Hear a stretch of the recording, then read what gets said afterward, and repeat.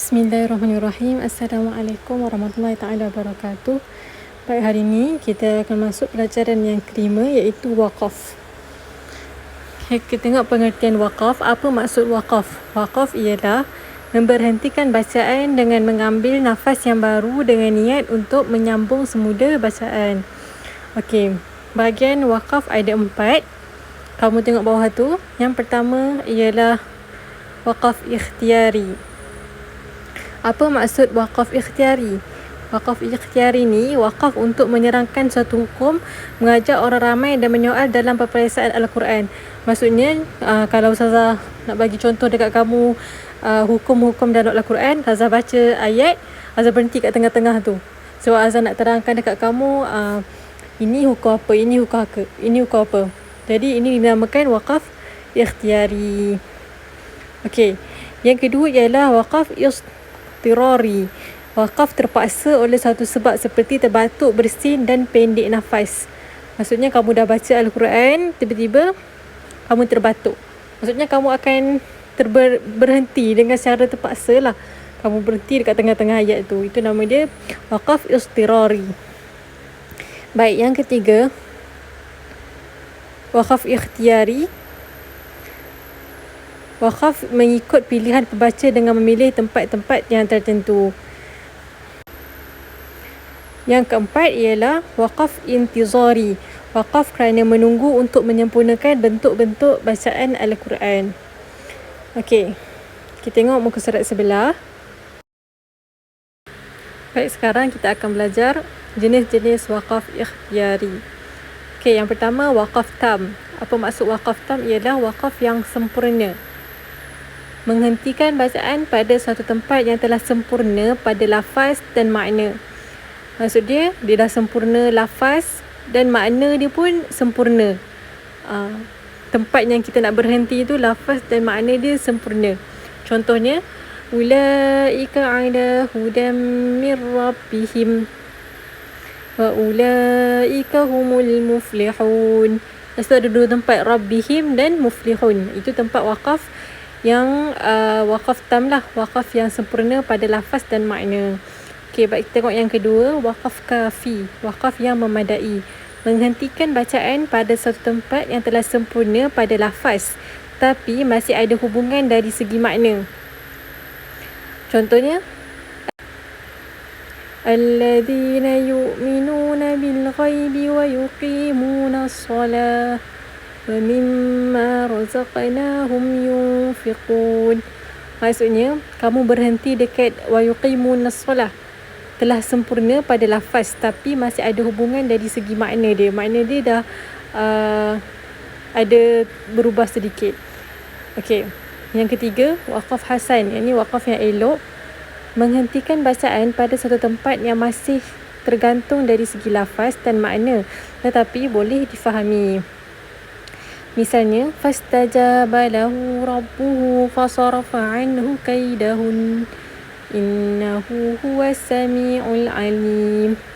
Maksudnya kamu bolehlah berhenti dekat sini. Sebab maksud dia pun masih boleh difahami, dia tak berubah maksud.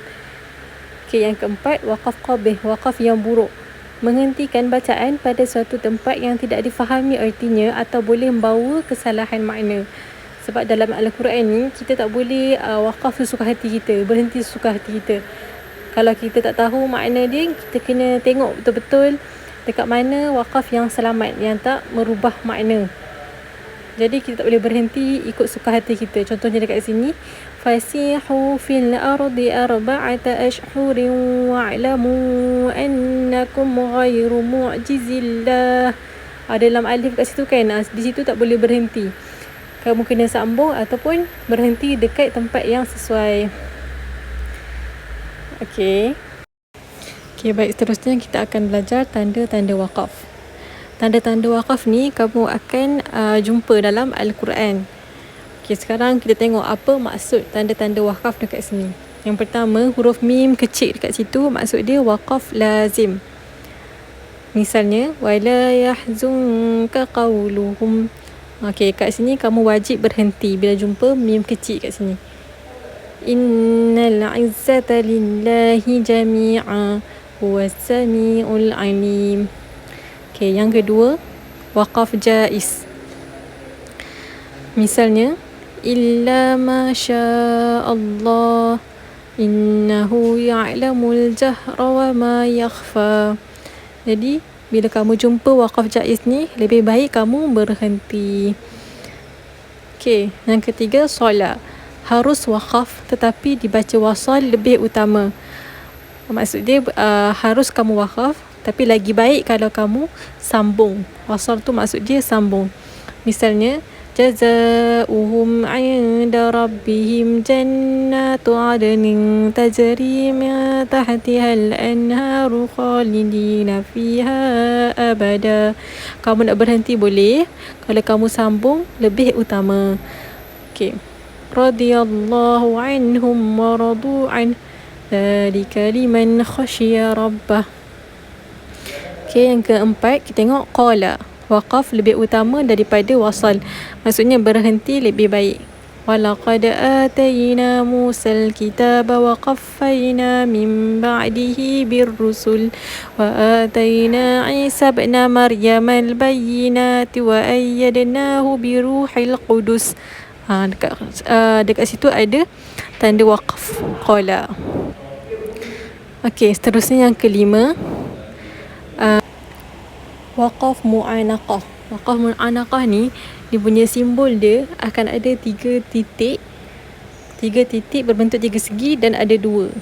Waqaf mu'anaqah nama dia. Waqaf mu'anaqah iaitu berhenti pada salah satu tempat sahaja. Antara 2 titik tu kamu kena berhenti salah satu sahaja. Contohnya, dzalikal kitabu la raiba fihi hudal lil muttaqin. Okey. Dan yang terakhir ialah lam alif. Maksud lam alif dekat sini ialah dilarang waqaf. Maksudnya tak boleh berhenti. Misalnya dekat situ kamu nampak lam alif, kamu kena sambung je, tak boleh berhenti. Tamaratir rizqan qalu hadzal ladzi ruziqna min qabl. Okey, nampak azan sambung dia sampai min qabl tu baru boleh berhenti.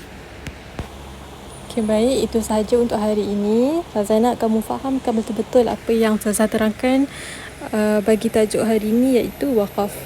InsyaAllah Haza akan bagi latihan pada masa akan datang.